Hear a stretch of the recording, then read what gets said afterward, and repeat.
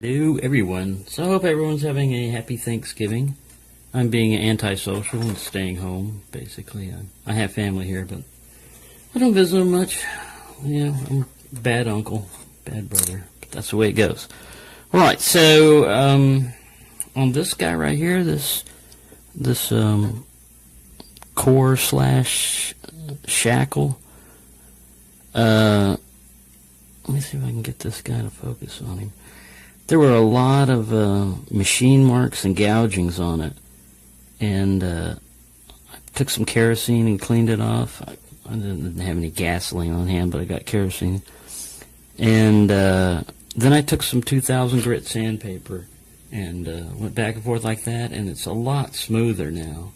But as far as making the key, I was going to take this metal and cut it. Well, you know how you get stuff in the mail that says, here's a key, come down to the dealership, and try your key out. So I always save those for some reason, and this is the reason.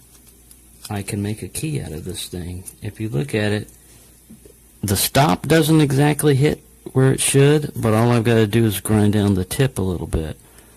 And the pins, I've got them soaking right now, are probably going to stick above this when I put this in here, because those were very long.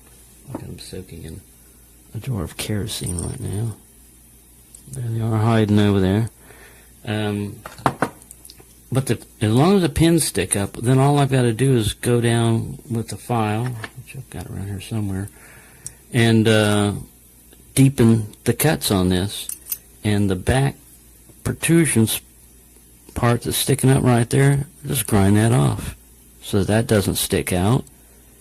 And I may or may not need the stop to line up exactly, because if I change that, then I change the depth of these, where these cuts are at inside when you line it up. But we'll see. That's my idea. Then I'll have kind of like, it's not the original key for it. I'm going to take that glue off there, but I'm not trying to deceive anybody. I'm just trying to get it to have a functioning key. And if I can do that with this one, then I'll do that on the other one also.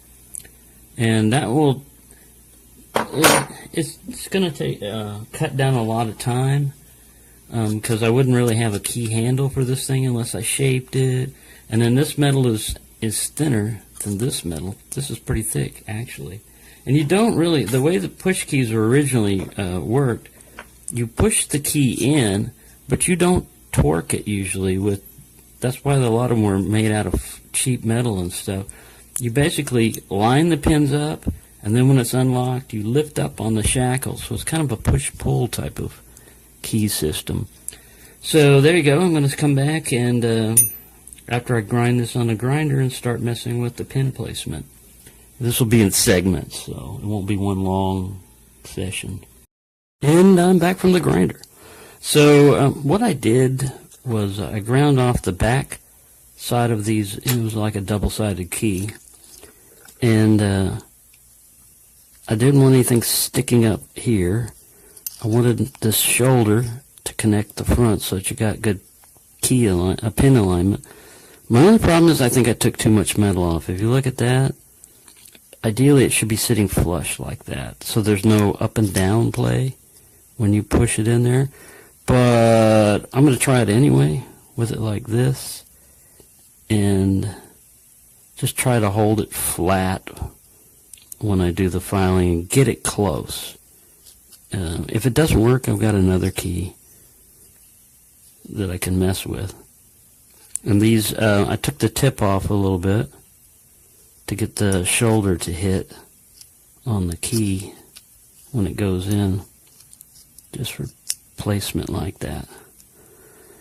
So that's as far as I've got right now. The next part is I'm going to take these pins out of the jar and place them in there, and they're going to stick up, quite a bit.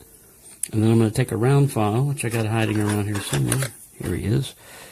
I'm going to take this round file and I'm going to file them down and basically cut my own key for this.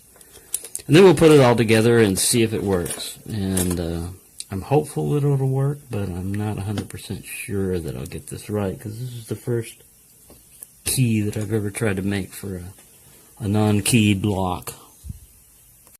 Alright, so this is almost ideal. I believe if you look at pin number 3 down there, he's too deep. I mean, if you can feel, like these ones right here, this driver number 4, that's perfect because I can file that notch down.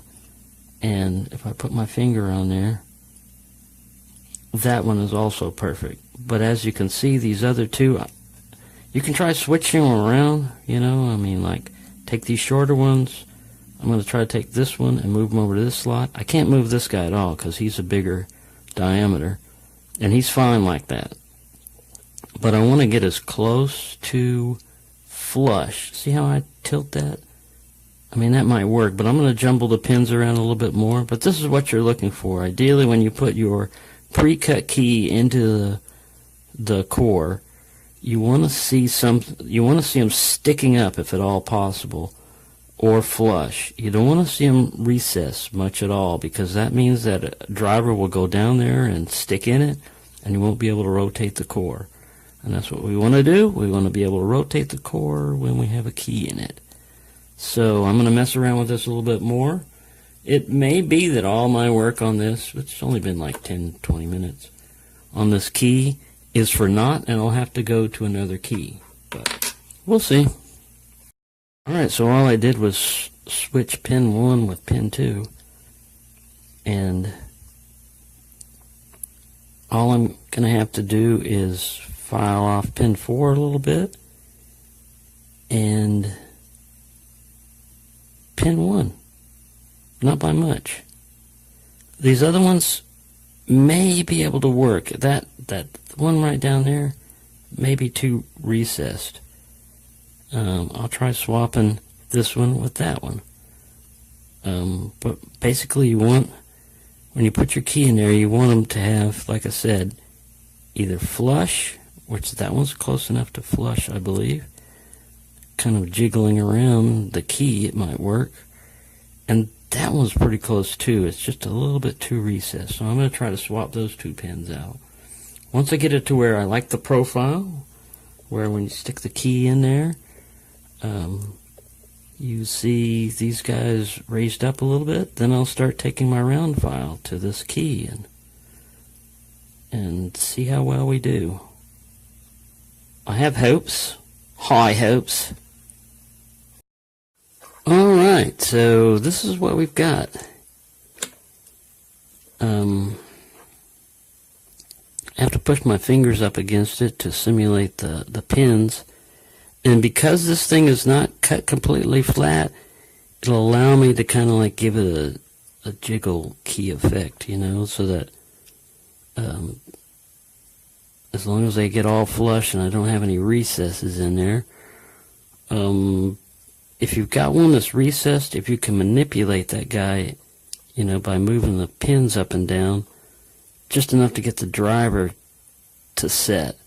This guy still sticks up a little bit in certain ways, but like I said, I've got that pivot effect, that wobble effect, up and down, because this is not going to be exactly flush, but it's pretty close. It's a lot better than what it did. So now all I'm going to do is reassemble a lock and give it a try.